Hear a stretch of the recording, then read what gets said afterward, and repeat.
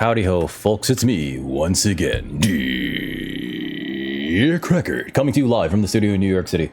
I'm about to record Farewell to the Format, where I open up my Final Fantasy boosters that I earned over the course of this format while drafting and competing in lots of sealeds, actually, for the first time. You know, for those winner boxes that you probably saw on the channel. But before we get into it, if you're new to the channel and you like what you see, please like, share, subscribe, tell your mom, tell your friends, tell your mom I said hi. How you doing? But more importantly, come on over to twitch.tv/dickrecord, where you can catch us streaming video games, leathercraft, and other assorted nonsense every Monday, Wednesday, and Friday from around 4 to around 8 Eastern Standard Time. That out of the way, the point of this podcast is to say goodbye to the format and like talk about the things that I liked, that I didn't like. Completely off script. I don't write a script for these. I used to write a script. Screw that. Looking at my collection, it looks like I have 88%-ish of this collection, but because we did so many sealeds to try to win a box, we have 132 packs. I attempted the win a box 5 times. 3 of them were recorded. One of them I crashed out on because I just did so poorly. And so during my time, the first one I went 3-2 for the collector box, and I did not know it was only up for like 2 days, so I didn't get another chance to like try again. And I found out like on the second day when there was like a few hours left and it was like 3 in the morning my time, and I was like, I'm not gonna do this again. So I figured I would try to go a little bit harder for the, this is not my first syncopate, for the you know, the play boosters. And throughout all 5 attempts that I did, I went 3-2, 4-2, 5-2, 0-2. The 0-2 is where I crashed out and I didn't even finish the recording. I was just so mad that I couldn't draw like anything, essentially. And that's unfortunate, but that's also the winner boxes, right? If you guys are planning on trying a winner box, if you're new to the game, I don't recommend it. The winner box for 8,000 gems, they bumped it up to 8,000 gems. It used to be, the first time I played in a winner box, it was 5,000 gems for the Las Vegas Festival in a Box 2 years ago. And that came with like the Dan Frazier Mox box. It came with a box of Mystery Booster Convention Edition, Mystery Booster 1 Convention Edition. It came with like a quote-unquote pre-made cube. It was just 24 packs of whatever was in Standard and some Pioneer. Sorry, not Pioneer. Sorry, Modern Horizons 2 and some Dominaria Remastered packs. It was cool. It was like a lot of stuff. Those things sell on the secondary market for like $500 now. I'm keeping all the cards because they're just like, you know? But that was only 5,000 to enter that, and I won the first one that I played in. These, they bumped it up to 6,000 for the last set, and this current set, Final Fantasy, they made it 8,000. And they said it's because it's a premium set, but they also said the same thing about Modern Horizons 3, and Modern Horizons 3 was 5,000 in entry, so, you know. 8,000 gems is like 40 bucks USD. That's a lot. That is a lot.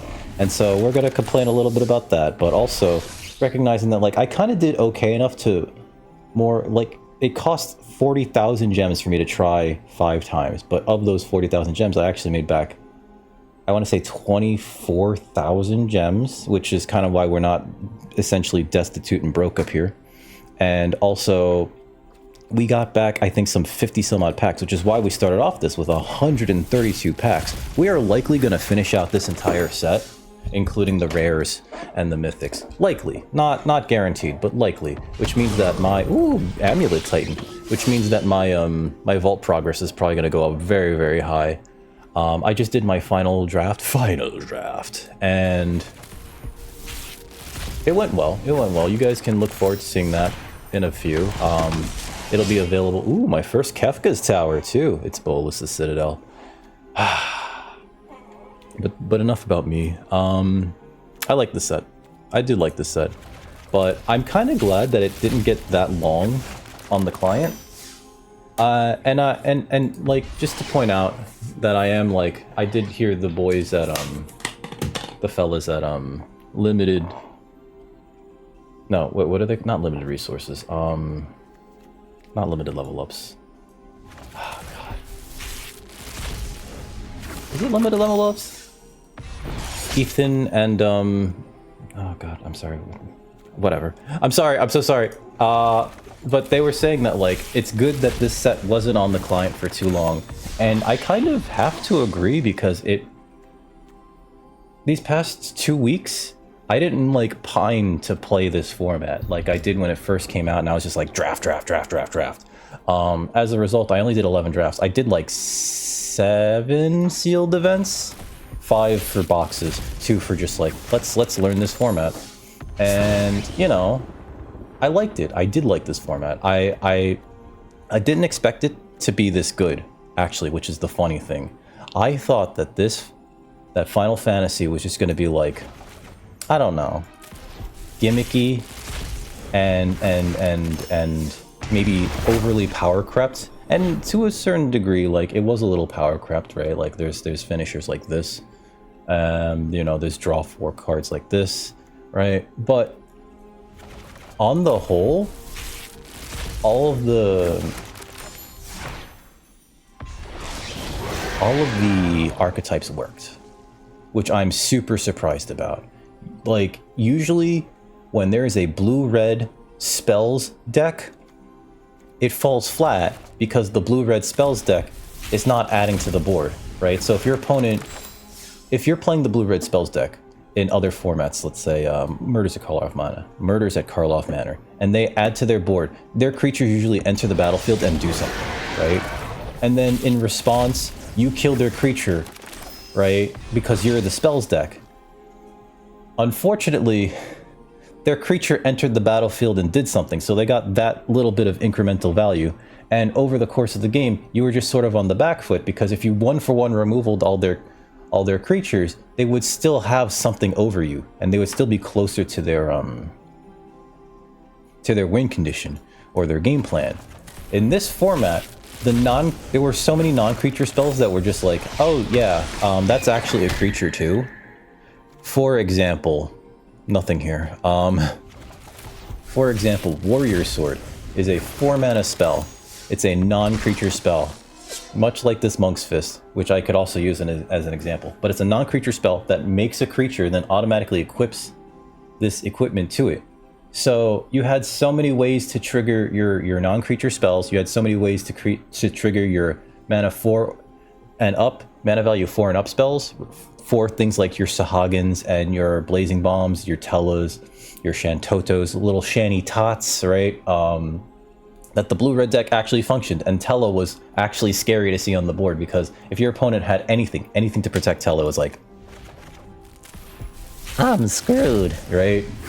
So here's Tella. Oh, there he is. I played with a Tella in my last draft, and if your opponent cannot deal with it, oh my god, you're gonna get so much value off of it.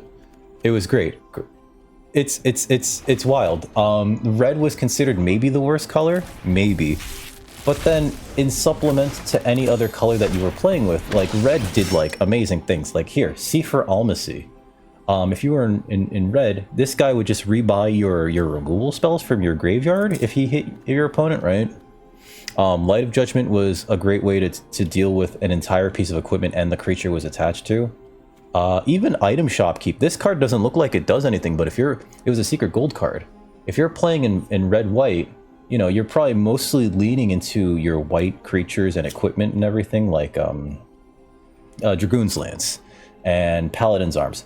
But having 1 or 2 of these out made combat math a nightmare for your opponent, because giving your attacking equipped creatures menace meant that, oh, your Dragoon's Lance, they have a creature that has reach, but now they only have 1 creature that can block this, and you've given the Dragoon's Lance creature menace.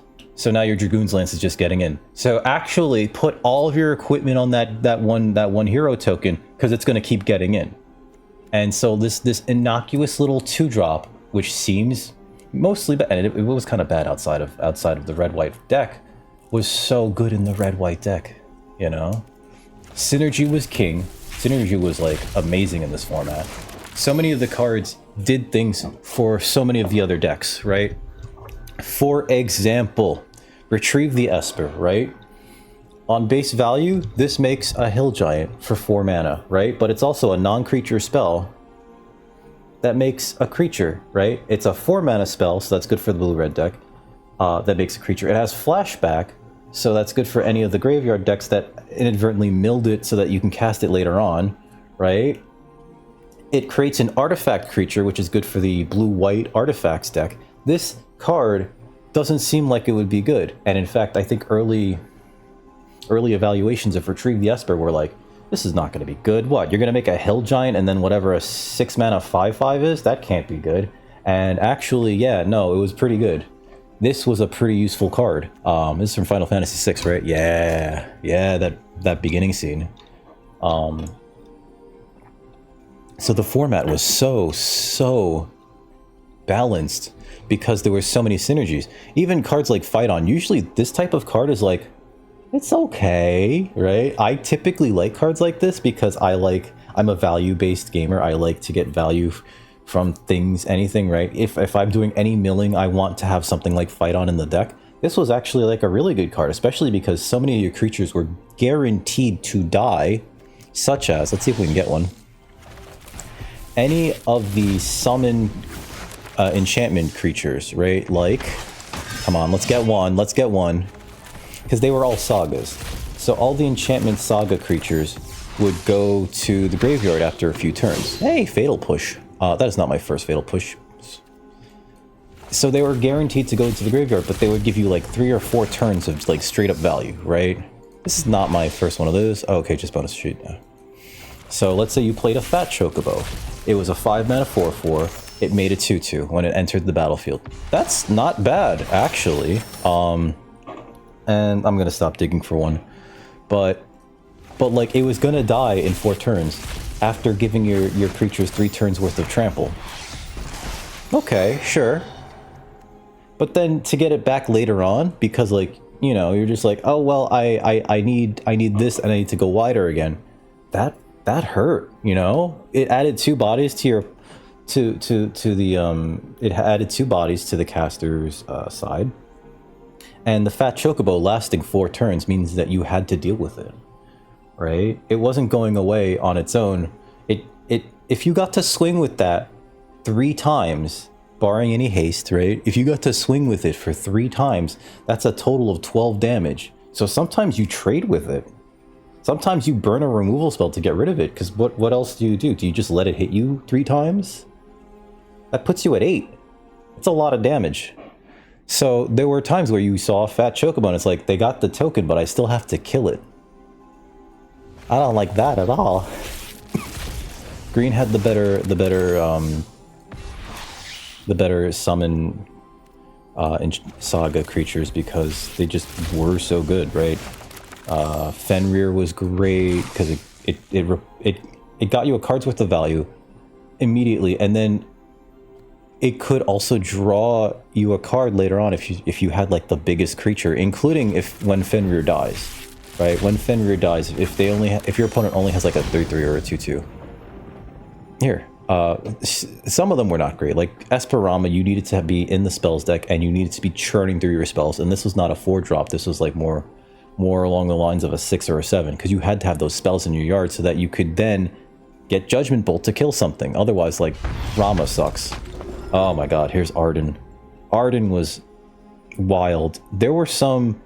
I'm not going to call this a Prince format because it wasn't, but there were some wild rares, especially just in the main set, but even on the bonus sheet, where it was just like, this is hard to cast, but if I cast it and it doesn't get interacted with, you're probably going to win. This was one of them. Arden was nuts. If your opponent was tapped out, you go like, you windmill slam Arden onto the table. They had to basically watch you take their best creature out of their graveyard, turn it into a 5/5 with lifelink, haste, and menace, and then like get it immediately. Are you gonna trade your creatures for that thing, for that token? I don't know if you want to do that, but do you let they're gonna gain 5 life regardless, unless you can deal with Arden. It's weird too. So I wanted to go back to this. I've been playing Final Fantasy games my entire life, and in fact, playing this format inspired me to actually pick up Final Fantasy 13, one of the few that I completely missed. But playing through this format also made me so nostalgic for these games. My favorite growing up was 6. I played 7 when it came out, I played 8 when it came out, played 9 when it came out. My favorite was 6, and I think that was because it was my first one. But then, like, the more I got into them, I realized that, like, 6 had... The gameplay in 6 was only second to, like, 5, because 5 had the job system thing. But I didn't care about the story. The story in 6 is, like, amazing. We'll never get a remake of 6. The devs at Square said something to the effect of, like, oh, we can't really remake 6 because it would take us twice as long to remake as it is taking us to remake 7. And 7's it's coming out in allegedly 3 parts, although I've always been of the opinion that they might Kingdom Hearts it and say like, oh yeah, it's gonna be 3 games, but then also there's gonna be like 17 side stories, phone games, a stage play that only happens in Japan, etc, etc, etc. You know, something that just like makes my nose bleed trying to think about it. That's what I expect. But it made me so nostalgic for all this stuff. I almost picked up the rebirth of Final Fantasy VII the part 2 remake, right? I thought about picking that up. I picked up 13 because I was like, I know nothing about these characters. I know nothing about Lightning other than like people find her she's very pretty.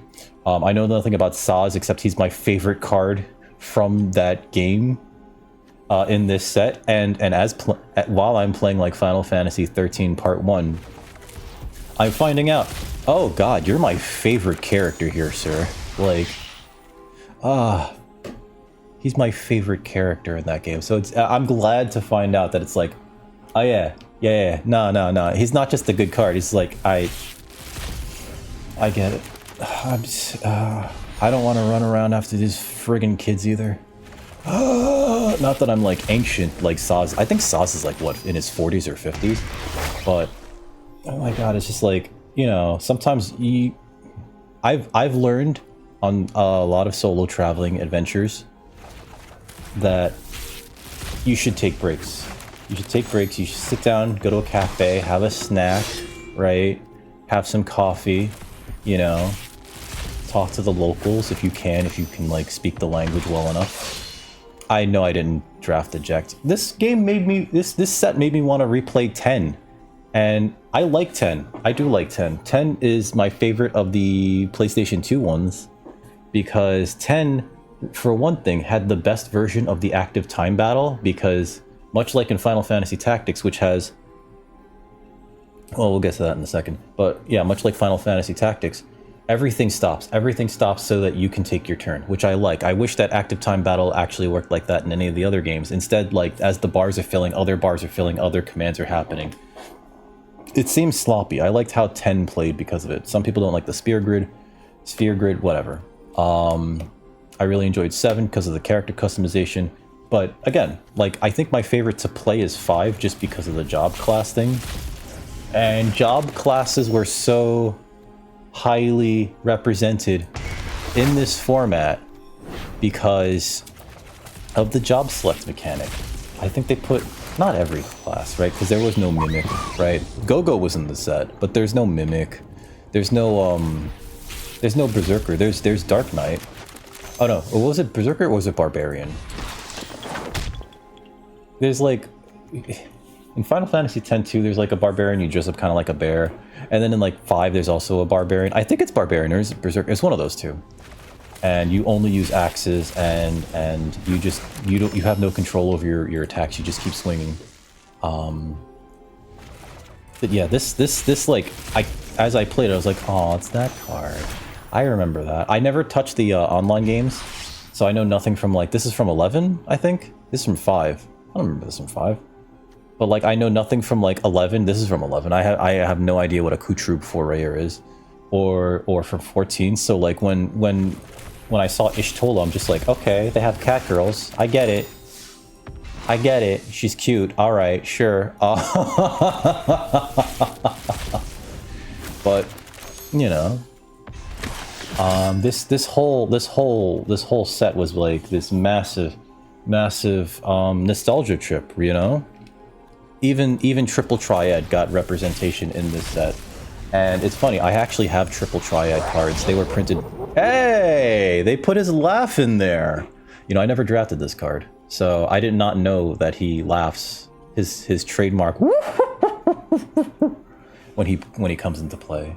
I've had this played against me, and every time I see my opponent start playing Grixis Wizards, it's just like, oh, they have a Kefka. Like, you feel it. You feel it. You know? It's like, there's a Kefka that's going to come out and it's going to ruin my day. But yeah, you know, like the job selects, they felt nice, actually, you know? I like when you can play a piece of equipment that spits out a creature that then you can, you know, re-equip that equipment later on for something reasonable.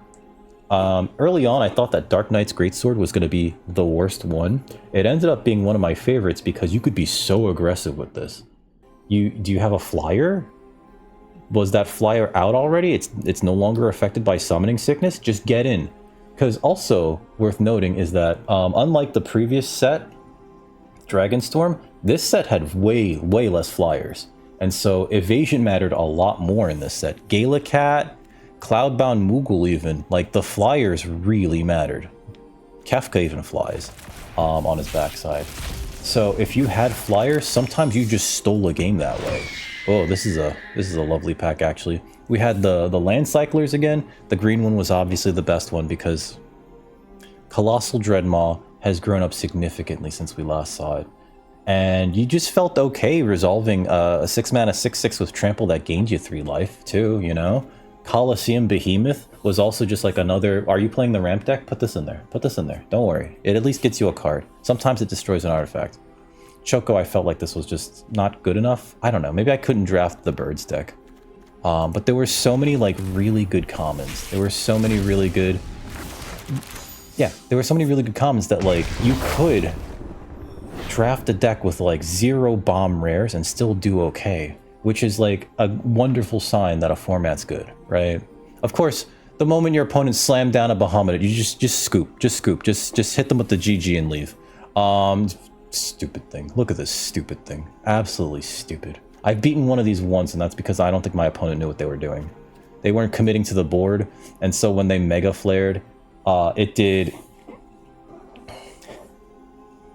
like 3 damage to me. That was not great. I think that the bonus sheet was actually really good in terms of mixing it up. The next set's supposed to have a bonus sheet and a supplemental lands sheet, so we'll see what that's like. I'm not really at all looking forward to Edge of Eternities, especially considering that, like, you know, this felt more like a fantasy set, you know what I mean? Final Fantasy, right? Even though Final Fantasy, as of late, although maybe not 16, but there's been a lot of Final Fantasy games that have been very cyberpunk, almost, right? Like 6 is very cyberpunk. You have those giant robot suits and all those, and then 7's very cyberpunk, and then 8's like, it almost feels like they're trying to do a contemporary Dawson's Creek type love story. Then 9 they go back to basics. 9's fantastic. I love 9. I think I might like 9 better than 7, if only because 9 has like a more touching story, whereas 7 is just like, the protagonists of 7 and 8 are just like, they're just kind of bleh. In 7 it makes sense. In 8 it's just like, oh, so I get it. Pretty boy gets away with not having to have a personality, but it's okay because every woman flocks to him because he's pretty. Anyway. But Zidane, you could tell he was mogging hard. Because that's all he had. All he had was his personality. He was an ugly monkey boy, you know? Like, he had that tail. I'm sure that girls saw that and were just like, ew, get away from me. He didn't know where he was from. We find out later, spoilers. I'm not gonna say it, but spoilers. And, you know, that game also had characters that I just did not like that you just had to travel with. Like, at first, I didn't really like Steiner. I didn't like Amaranth. I think it's Amaranth, not the redheaded lady, but he also has red hair too. I didn't like him at first, and it's just like, oh, I guess still towards the end he still seemed kind of like a mean person, but like he was there with us. Steiner eventually, like, he kind of like redeems himself almost, and he's good, you know. He's like this perfect knight. He wants to be the perfect knight. He's doing his absolute best. And he has a crush on Beatrix, because who wouldn't have a crush on Beatrix? Have you seen Beatrix? Also, something that I really appreciate from this set is that, so the majority of my experience in the Final Fantasy series has been in these low resolution games, right? The Super Nintendo, the NES games, right? Where everything just looks sort of like you can kind of get the idea, but like you don't know the details, right? And the art that they produced for this game makes it all feel so much more high resolution. Not just for this set, but also the commander decks, the supplementary starter deck product, right? Like, I had no idea what Terra really looked like. I just knew that she was a green-haired girl with like a red corset thing, I think? I don't know. And this was like the first time that I saw her, and it's like, oh wow, she's kind of like dressed up. She actually kind of looks like a ballerina, you know? This was the first time that I saw half of the Final Fantasy VI characters in like high resolution. Because the Yoshitaka Amano art for these characters, it's good. It is very good. But it's also, I think, loose on purpose, right? It's stylized and it's a little loose on purpose because like he wants to give you the idea of like this character's energy and this mood and their design, but it doesn't fill out everything, right? It's watercolors. It's very nebulous, and it allows you as the player, especially because everything was so low resolution on the Super Nintendo, it allowed you to fill that out with your imagination, which I think is the correct thing to do. Plus, growing up, I don't think I saw all that much production art for that game, and I didn't care to look for it when I was like older. So my understanding of all those characters visually is their sprites and their character artwork in game, which was also like downsampled to hell because it's a 16-bit game on the Super Nintendo. 69, nice. But like I know nothing about 14, so I know nothing about Absolute Virtue, except I found out way later that this thing was essentially unbeatable, and they even like, there was like this one time where I think some players were fighting it for like hours on end, and it just goes, oh yeah, I'm gonna heal myself up to full. That's dirty. I hate when like mega boss mobs do that, where they just go like, oh yeah, I'm about to die. Heal to full. Was nobody, were people not supposed to destroy that? I hate it. Hey, there's Alexander as a piece of equipment. That's kind of fun. But yeah, this was a huge nostalgia trip. I love how the set played. I love the format speed too. It felt like it wasn't too fast. It was just right. According to 17 Lands, I'm gonna point it out here. There's an image of the 17 Lands format data. I'm gonna point it out here. We're looking at an average number of turns of like 9, which is around where Outlaws of Thunder Junction Premier Draft was for best of 1. Premier Draft on Magic the Gathering Arena, not for best of 3. You guys already know how I feel about best of 1 versus best of 3. But 9 turns is like not bad, because it allows you to have some matches where you and your opponent have like these longer matches.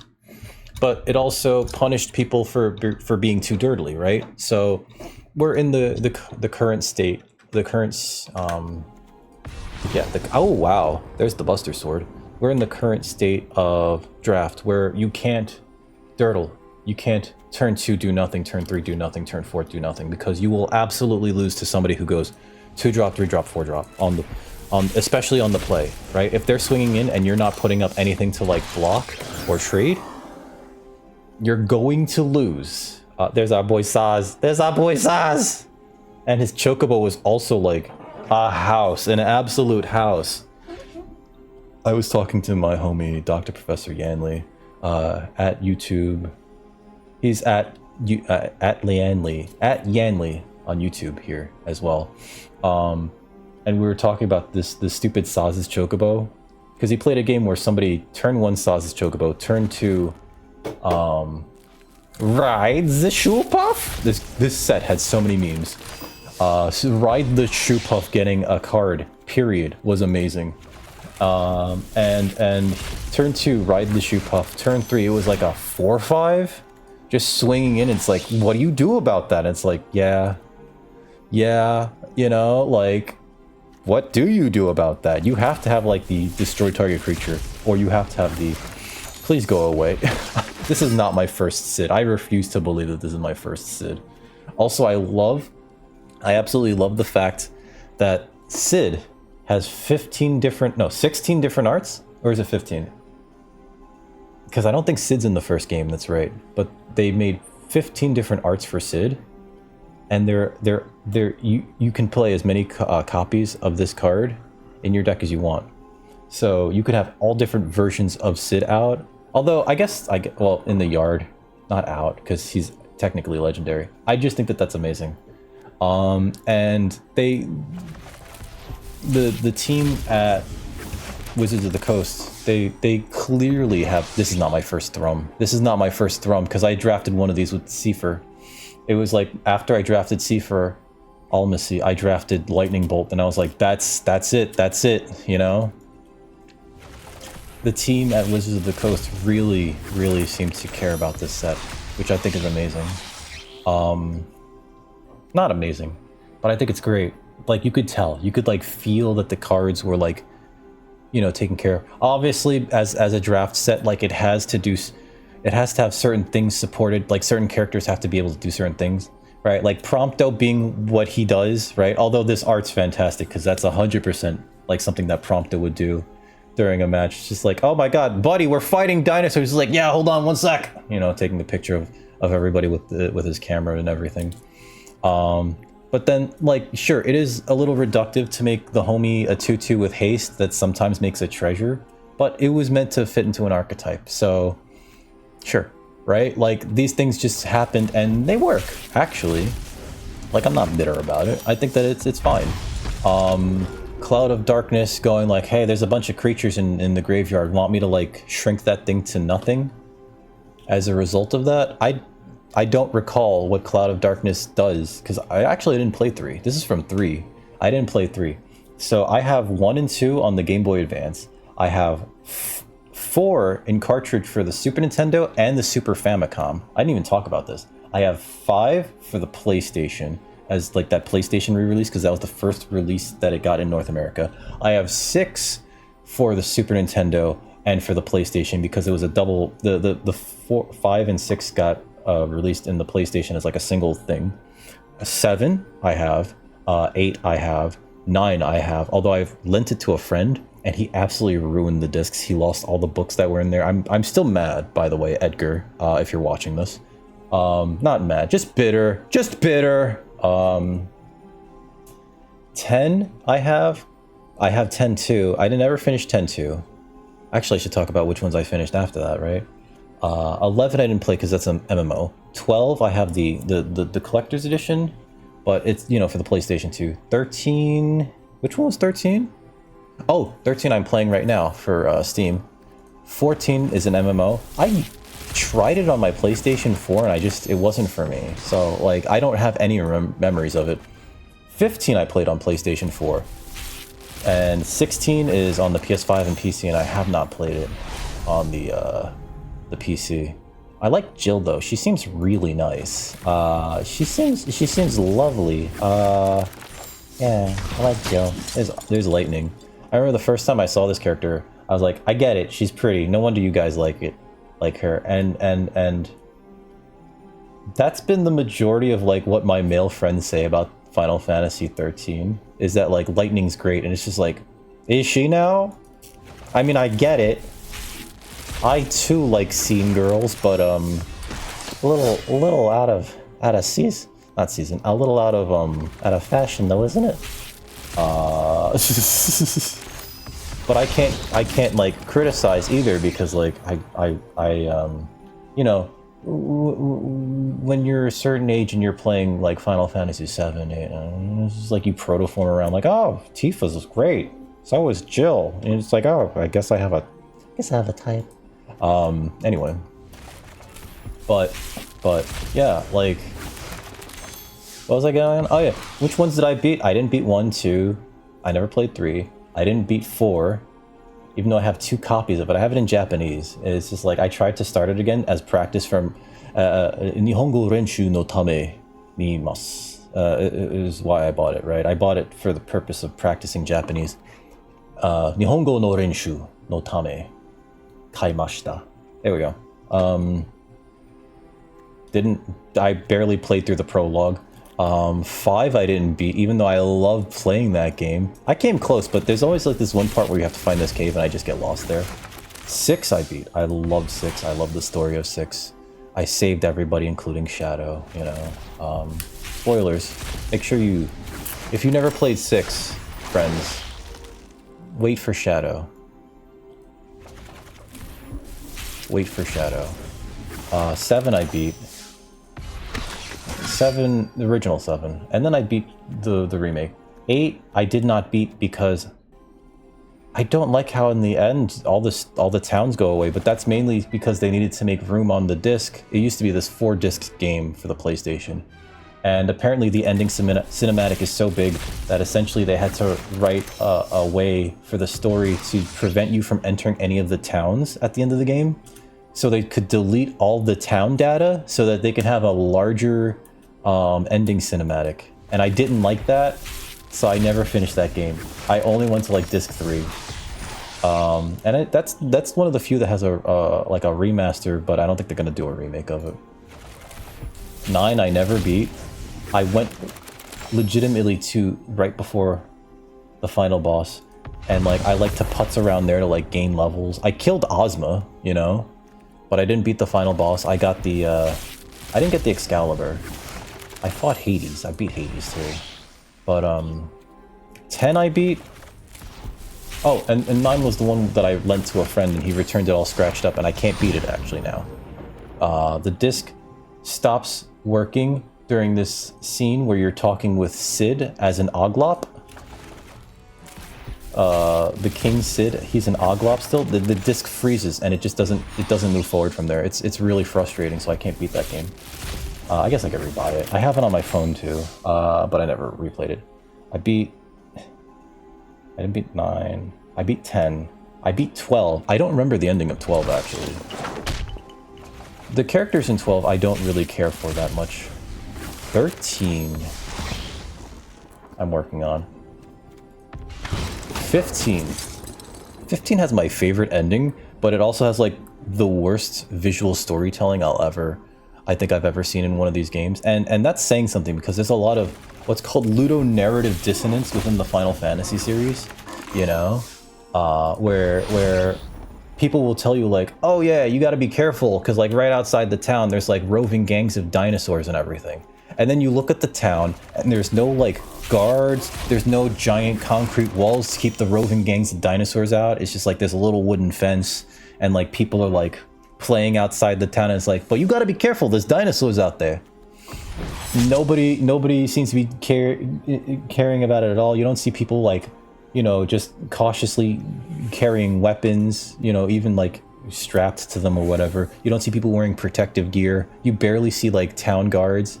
And 15 has a lot of that. They have a lot of that. All of the towns like look unfinished because there's nothing surrounding them, right? It's just, but they'll tell you, careful over there. There's a roving gang of alpacas that will absolutely murderize you. It's like, what? If it's so dangerous, why don't we have a wall?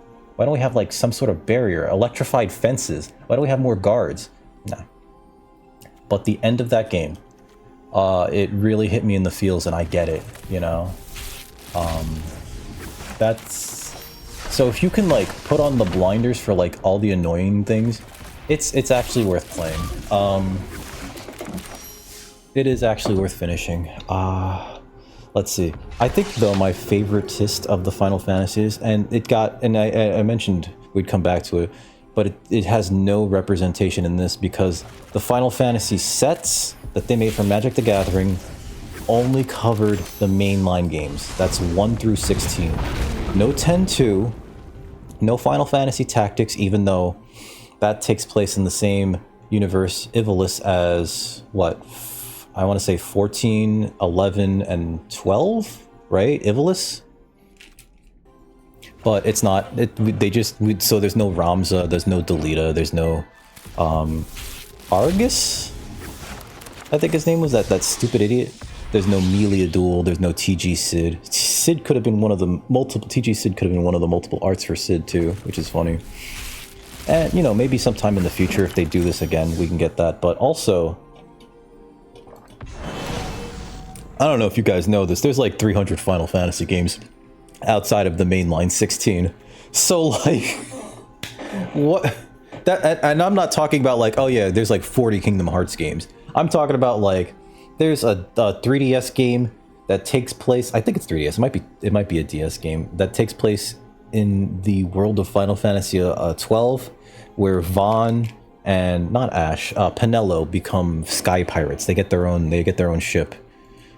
You know, there's like all these weird games. There's Chocobo's Mysterious Dungeon. You know, there's Chocobo Racing. Like, some of these games are not going to get represented. I know that Chocobo Racetrack is a card in the set, but that's from Final Fantasy VII. That's the Chocobo Racetrack from Final Fantasy VII. Okay. I bought one of the commander decks just as a treat, and it is the Limit Break deck. I know I said I like 6 better, but I like the mechanics of the 7 deck a little more. I want to get one of each of them, but you know, let's do these things one at a time. And what I noticed is that the art that they use for all these cards is actually the most updated version of the art for these characters. So like, I was touching upon it before. In the original versions of these games, like, I couldn't tell. I thought that Terra was wearing like a corset that was like a bikini thing. You know what I mean? Like a bikini corset. Listen, 90s science fiction was weird, okay? That's what I thought that she was wearing. I had no idea that this was like actually some sort of bizarre dress with like these leggings and everything. And I'm sure that it's like on the art, but like also, again, Yoshitaka Amano's art is very nebulous. It's very loose. It's meant to give you the idea of the characters. So I did not know that she actually looked like this. You know, just like how when playing the game, I could never tell if like one of the characters was meant to be like super hot, right? They hint at it with Celeste, but you know, there was never like, oh man, that lady's, because like also her character portrait in game, she looks sick. She looks too pale. It's just like, oh my god, are you okay there? Do you need to take a break? Are you anemic? You know? Do you have the anemia? You look like you have the anemia. I'm not judging. I'm just asking if you need to take a break. Let's take a break. And so like I never found her attractive because, right? But like, you know, now that we have like these fully fledged, fully realized new paintings, I'm just like, Jesus Christ, Terra, a hottie, baby. You know, Celeste is not in this set. She's only in the Commander product. Maduin was a good card in this set, even Esper Origins, which was funny that it confused people because they were like, wait, Esper Origins, why is it in green? Because they had never heard of Esper outside of Magic the Gathering, right? Where it's funny because my first experience with the term Esper comes from Final Fantasy, but even then I knew that in Japanese culture they used the term Esper as like slang for someone who had the ability to use ESP, extrasensory perception, right? So basically a generic term for characters with psychic abilities, right? But I don't think that that's where they were originating the term of Esper for in the context of 6, right? I don't think so, because it's just, oh, hey, there's Triple Triad. Wait, hold on. All right, so guys, you see how like Triple Triad has like a card game in the card game, and that's fun. There are actually 2 cards that reference card games, right? There's this and there's a side quest card collection. I know that some of you guys are like kind of mad that they never really made Triple Triad cards. They actually did. They only came out in Japan. I have some right here, actually. They're double-sided. They have a copyright date of 1999. They're made by Bandai. Here's Alexander, right? They're only for the Final Fantasy VIII game, of course, and they have the same stats from what I recall as the cards in Final Fantasy VIII. I think that Triple Triad's like the best version of a card game that they put in any of these Final Fantasy games. I have like close to 40 of them. Some of these cards are worth a lot of money on the secondary market because, you know, they never really came out in North America. I had to get these at an import store. But what's fun is that, like, you see how his cards are like there? These are the cards. It's them. That's them. They came with these. Each pack came with one card back, which you could use to, like, basically hide the cards that you had in your hand. Because, again, these cards are double-sided, right? So you can't, like, hold your cards up and let your opponent know what you had. So you had to, like, hold these in front of your hand. It was very weird. They tried to do what they could. They even had there was like these little rule books, right? And the rule book comes with like, and I don't know how you would like figure this out. The little elemental tokens, right? That were sometimes on the game board. It's cute. It's cute. These cards also came with picture cards for the Final Fantasy VIII game, and I thought that those were gorgeous. They were just so well produced by Bandai and their card game arm, which is, I believe, called Cardass Masters, which sounds funny. Never got to play the Triple Triad card in a game, but I've seen one game where someone played it against Numot, and it was the card that won the game against him because it, like, both players were top decking and like it was a stagnant board. But then when you play Triple Triad and you are essentially drawing 2 extra cards a turn. And this lets you play the card without paying its mana cost. You own Exile this way, and each other card exiled this way with lesser mana value than it without paying their mana cost, which is wild. I still don't think this is a good card to be playing in draft, but fact of the matter is, if you got to set up a board state where you were okay, or you could stall out the game, this would win you a game. And I like that. I like that this format was as slow as it was. Friends, we're coming to the last, like, 30 of these packs. I know I've been talking this entire time. I can't believe that Jecht got a whole ass card. And not only that, well, Jecht actually got 2, right? Because Jecht got Sin. And that they're both, like, just game-ending cards. They are game-ending cards. Like, if you can't deal with Sin... Hey, there's Emmett Selch, Asian. Keurig, son of Yawgmoth. You're too old to be a son of anybody, frankly. I also like that they used all this alternate art for the bonus sheet cards, right? It also meant that Zidane was Ragavan, and if you couldn't deal with a turn 1 Ragavan, sorry, you know? Laboratory Maniac was in this set. Sephiroth's Intervention was amazing. Such a good set. There were so many archetypes that it felt like on the outside looking in, that's not going to work. And then you play it and it's just like, that's fantastic. Gladiolus, this card right here, you could splash it in so many green or red X decks and it felt great. It felt legit. It was a win condition that was also a big dude. I'm gonna miss this set. I'm glad that it only had so many leaks, though. I will say that, because if this was out for like 3 months, I don't think we would be as thrilled about it, right? We only got it for 2 months, barely even, and that seems like the perfect amount of time for it. It is unfortunate that, like, Standard now will have universes beyond and universes within, because if you only wanted to play Magic the Gathering with Magic the Gathering universes, now you also have to deal with, like, Seifer in an aggro deck, you know? So, and stuff like that. I've heard that Demon Wall is actually a pretty good card to play in the Demons deck, which makes sense because it's a nice turn 2 Demon that you could just play and then play, what was it? The card that drains your opponent and draws you cards every turn. Ritual Chamber. On the other side. Ritual Chamber, I think, is the side that spits out a demon. But yeah, like, you know, we're going to be seeing these cards for a very long time to come. Which is okay, I'm fine with that. I just, like, you know, for the purists, but also if you're a if you're a Magic the Gathering purist, don't be upset that, like, you know, sets like this brought other players into the card game fold, right? Because, like, it's already been happening, right? Tons of people are joining your Commander pods because they got into Magic the Gathering because Fallout. They got into Magic the Gathering because of Doctor Who. They got into Magic the Gathering because of Warhammer. And that's fine. Actually, it should be celebrated. Welcome them. I think that a larger community is better than a smaller community, and you'll find out that, like, if you don't like them getting into, you'll find out that, like, having less people to play with is infinitely worse than having more people to play with. You know, I think that they did a really good job with this set. I think this is a really fun set to play. Gameplay balance was on point. You know.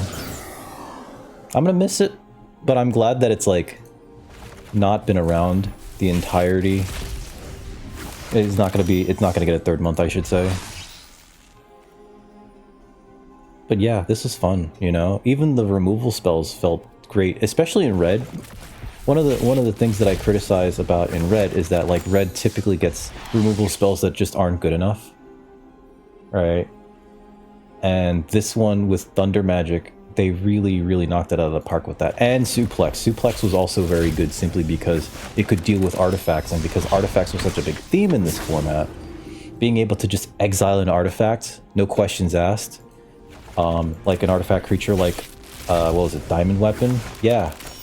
You know, because otherwise, like in other sets without a card like Suplex, if your opponent resolved a Diamond Weapon against you as a someone playing an aggro deck, you would just kind of like shrug and be like, I guess that's it, GG, shake their hand, walk away, you know? And in this format, it was just like, no, I actually have a common response to that. So yeah, last 10 packs. I'm looking at the percentage that I have here, and it's telling me I only have like 78.6% of this set, and I do not know why. Maybe it's because of the cards that are on the outside of the main set. Because we are getting like 130 plus rares out of this, plus bonus sheet cards. I'm still getting new... duplicate protection hasn't really really kicked in for, like, the basic rares. I was expecting that to happen already. Oh boy, I was actually expecting to have, like, a full set of this, and it looks like I might not. Oh wow, okay. Cornered by Black Mage. See, this card also... This card looked like it was not going to be good enough because it costs 3, and usually an Edict costs 2, and this was actually fine. You know, if your opponent wasn't playing a bunch of job select cards, which was like the worst case scenario, adding to your board and subtracting from your opponent's board, and adding a Black Mage that, you know, pinged your opponent every time you would cast another one of these, that felt very good, actually. I can't even say that that's a secret gold card, so I think you would just play it. Hey, I never got to play Clive. I'm like, I don't think I did. Or maybe he was in a deck that he never mattered in. Oh god. And like all the dominants in this set were just so good. I got Jill so many times. I think I got Dion like once or twice. Clive, I don't recall ever drafting one. There's the Suplex. Exile target artifact. Fatal Push. Just good to have around. I do appreciate that the bonus sheet in this set was also not just like, oh, this all does only one thing. See, this is my first from father to son, and that actually makes sense because I would avoid drafting this. This is a dumb card. It's terrible. I don't even know if this is for Commander or whatnot. But like with Outlaws, right? The bonus sheet, the breaking news, they all committed a crime in some way, shape, or form, which was the mechanic of that set. So everything targeted a creature, a player, or a graveyard. Cool. This, there's no theme. Primetime was on the bonus sheet, right?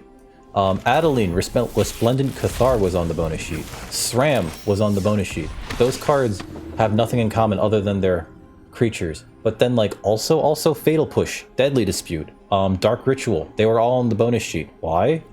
It'd be fun. It was actually fun. And the set was fun. And I hope you had fun listening to me ramble about this set. And that is not my first Regalia. Screw you, game. It probably is, actually. Nobody passes Regalia. You kidding me?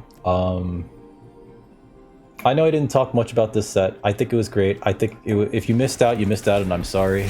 Hope you enjoyed me. I hope you enjoyed this. And if you did, please like, share, subscribe, tell your friends, tell your mom I said hi. Come on over to twitch.tv/DickRecord, where you can catch me. I'm currently playing through Twilight Princess for the first time, The Legend of Zelda. I had a bunch of Zeldas to catch up on, and you know, like I'm making the time now while I have it, you know. So yeah, hit that thumbs up button, subscribe, tell your friends, right? And also, does anyone else think that... Hey, there's Ragavan. Does anyone else think that Cloud's arms are just a little too skinny for that stupid sword? It's just this so skinny. This guy also has skinny arms and giant cuffs. I don't know. Anyway, Shuko Murase. Okay, I was about to say, like, that's not an Amano. It's good. It's a good picture though. God, what a jerk. They keep putting this into draft formats, and every time you see one on turn 1, it's just like, what am I gonna do? Again, going back to it, if you could not play something turn 2, 3, or 4, and your opponent plays a 2, a 3, and a 4, you're dead. If your opponent plays this and you can't manage a blocker or anything, you're going to die. You're gonna die to stupid Ragavan. Yeah, look at him. Look at him. This sword is... They made his arms bigger. Maybe for this art, maybe just in general. I haven't played Rebirth. I've played Remake Part 1. He still looks skinny. It was always like... I think it was because he's like supposed to be superhuman. Anyway, opening that final Fantasy Pack Arena. I'm curious if the upcoming Mastery Pass will even have Final Fantasy packs, because this entire 2 months that this set was on Arena as the premier draft format, there have been no cosmetics on sale in the store. Aside, well, they didn't put any of the cosmetics from this set on sale as part of a daily deal. There are cosmetics that you can just buy in the store. I actually bought some. I kind of want to get them all. I feel so weird about it. I want to buy like each and every one of them. I feel stupid. But it's just like, man, that's Terra. And I bought the one that had Sephiroth and like Squall, and it's like, I can't just not get Seph, you know? And then there's even more. There's one that has like all the monsters and everything, and so the one that has Tonberry, he just looks so threatening. He's holding up a knife going like, you know? And I kind of want to get that, but I only want the Tonberry, so it's like, I don't think you can buy them individually either. But also when they're out of the store as like a featured item, they're gone. So, and I learned that because there's like a crowd surfing Karn that I wanted to get. Eventually they re-released it as like a sunbathing Karn. And I only wanted to get it because Krim was streaming and he kept using it. He was like, crowd surf the... He used it to BM his opponents during streams. Anyway. Here's my final... Oh, of course that's my first Matoya. I never drafted Matoya because Matoya is terrible. Why draft this when you can draft like... I don't know, Scorpion Sentinel. Real talk. Why? Why? So what? Dreams of Laguna is like one of the better cards in blue. This is still a bad card. It's just a 1/4 do nothing. I don't know. There were some really good rares, and then there were things like this that were just terrible. It blocks. Okay. What is it from? What are you from? 14. Of course I don't know where you're from. I hope you guys enjoyed the Final Fantasy set as much as I did. Edge of Eternity is coming soon, right? Hashtag not sponsored. I don't think I'm going to be doing a win-a-box for that, because I want to save up my gems, actually. Dwindling as they may be, I want to save up my gems for the upcoming Avatar, The Last Airbender set. Yes! You heard it correctly. I actually really like the Avatar series. Friends got me into that a long time ago. I think it's only going to be just The Last Airbender and nothing with Legend of Korra. So I mean, it is a large series, plus the live action. You know, so it's not like they're gonna run out of stuff to do, but yeah. Anyway, you guys have a wonderful rest of your evening. If you listen to this part of the podcast, I don't know, write Motoya sucks in the in the comments section, so I know you made it this far. I'm sure that Matoya has something to do in some format. Couldn't have given them vigilance, right? All right, whatever. You have a lovely evening, folks. All right, I'll catch you next time. Stay safe out there. Don't eat all snow. Stay hydrated. It's very warm. And remember, if you're not here, you're dickless. Have a good evening, folks.